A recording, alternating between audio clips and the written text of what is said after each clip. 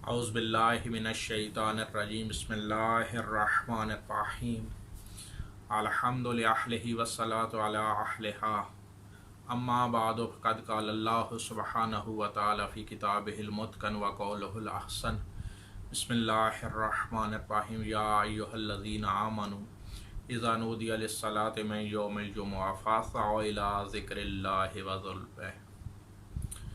अज़ीज़ान मोहतरम, बुज़ुर्गान मिल्लत, सलामुन अलैकुम। आये मुबारक जुमा ये आपके सामने तिलावत का शर्फ हासिल किया। रोज़े जुमा की अहमियत बहुत ज़्यादा है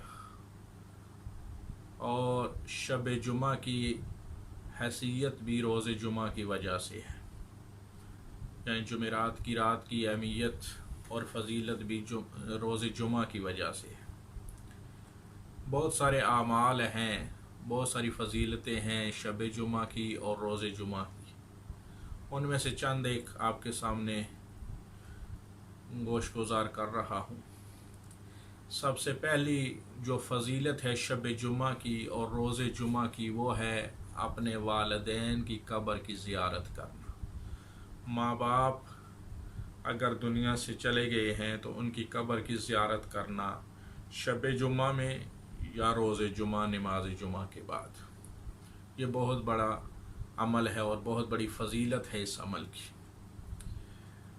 पैगम्बर इस्लाम सल्लल्लाहु अलैहि वसल्लम इरशाद फरमाते हैं कि जो शख्स अपने वालिदैन की कब्र की ज़ियारत करता है उसे एक मकबूल हज का सवाब अता किया जाता है।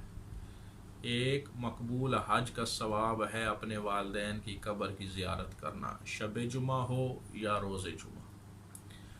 और वालिदैन हों, मरहुमीन हों या दूसरे मरहुमीन, वो शब जुमा उनकी अरवाह जो है वो हमारे घरों में आती है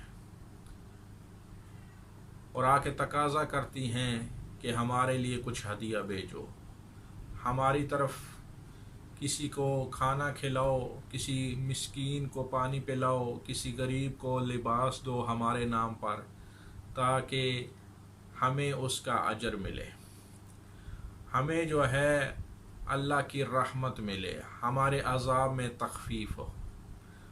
आज तो हमें अंदाज़ा नहीं होता, हमें इसकी मारिफत नहीं है कि जो है वह इन चीज़ों की अहमियत क्या है, लेकिन जब हम भी इस दुनिया से चले जाएंगे फिर हमें एहसास होगा कि एक सूरह फातिहा की अहमियत क्या थी, एक सूरह कुल वल्लाह की तिलावत की अहमियत क्या थी।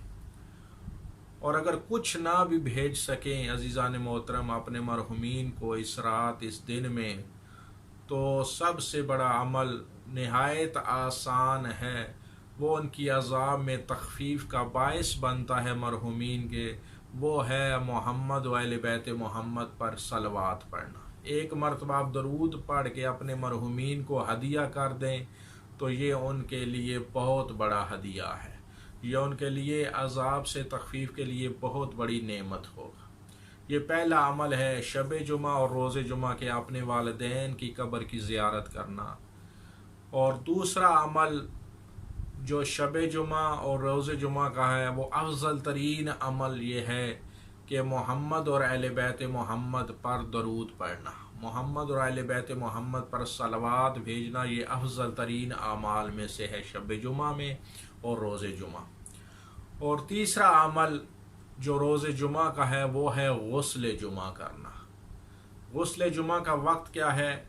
अज़ान फ़जर से लेके ज़वाल तक जो है गुस्ल जुमा का वक्त है।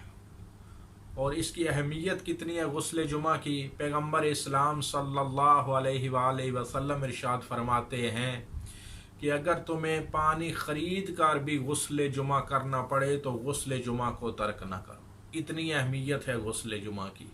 और फिर पैगम्बर इस्लाम इरशाद फरमाते हैं कि इस गुस्ल जुमा को आम गुस्ल जुमा न समझना, बल्कि पिछले जुमे से लेके इस जुमा तक जितने गुनाह तुमसे सरजद हुए हैं उन सारे गुनाहों का कफ़ारा बनता है ये गुस्ल जुमा।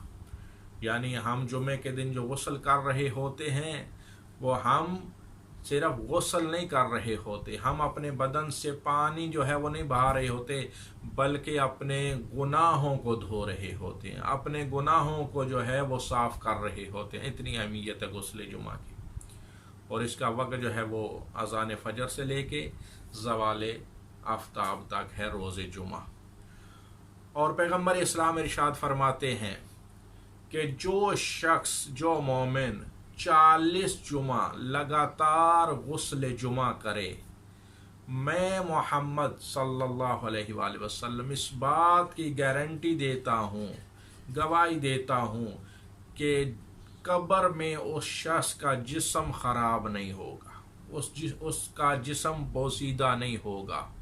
یعنی غسل جمعہ 40 جمعہ روز غسل کرنا، روزانہ یعنی 40 جمعہ لگاتار غسل جمعہ کرنا، تقریباً 10 مہینے بنتے ہیں، پورا سال بھی نہیں بنتا۔ 40 جمعہ غسل جمعہ کرنا یعنی اپنے آپ کو اس عذاب سے بچانا ہے کہ جہاں سارے جسم جو ہیں وہ بوسیدہ ہو جائیں گے، مٹی بن جائیں گے۔ غسل جمعہ کرنے والے شخص کا جسم، مومن کا جسم جو ہے وہ خراب اور بوسیدہ نہیں ہوگا۔ یہ اہمیت ہے غسل جمعہ کی۔ تو یہ سارے مقدمات ہیں نماز جمعہ کے۔ تو جب مقدمات کی اتنی اہمیت ہے، غسل کرنا یہ مقدمہ ہے، وضو کرنا یہ مقدمہ ہے، روز جمعہ میں داخل ہو جانا یہ مقدمہ ہے، صاف ستھرا ہونا، صاف لباس پہننا یہ مقدمہ ہے نماز جمعہ کا، تو اب خود اندازہ لگائیے کہ جب مقدمات کی اتنی اہمیت ہے اور اتنی فضیلت ہے تو خود نماز جمعہ کی فضیلت کیا ہوگی، خود اس نماز کی فضیلت کیا ہوگی کہ جس نماز کے لیے وحدہ لا شریک نے ایک تنہا سورہ جو ہے وہ اس نام سے رکھ دیا ہے، اور پھر اس سورہ میں اعلان بھی کر دیا یا ایھا الذین آمنوا اذا نودی للصلاۃ من یوم الجمعہ، اے صاحبان ایمان جب نماز کے لیے اذان دی جائے، روز جمعہ ندا دی جائے، فاسعوا الی ذکر اللہ وذروا البیع، تو دوڑ پڑو ذکر خدا کی طرف، وذروا البیع، اور اپنے کام کاج کو ترک کر دو، چھوڑ دو۔ امیر المومنین علی ابن ابی طالب علیہ الصلاۃ والسلام ارشاد فرماتے ہیں، مقدمہ نماز جمعہ کی اہمیت دیکھیے کہ جو شخص گھر سے چلا ہے اس نیت سے غسل کر کے، نماز کی تیاری کر کے کہ میں جامع مسجد میں جا رہا ہوں نماز جمعہ پڑھنے کے لیے، امیر فرماتے ہیں کہ وہ شخص گھر سے چلا، مسجد میں نہیں پہنچا، راستے میں اس کا انتقال ہو گیا، راستے میں وہ بندہ مر گیا، امیر فرماتے ہیں وہ بندہ شہادت کی موت مرا ہے۔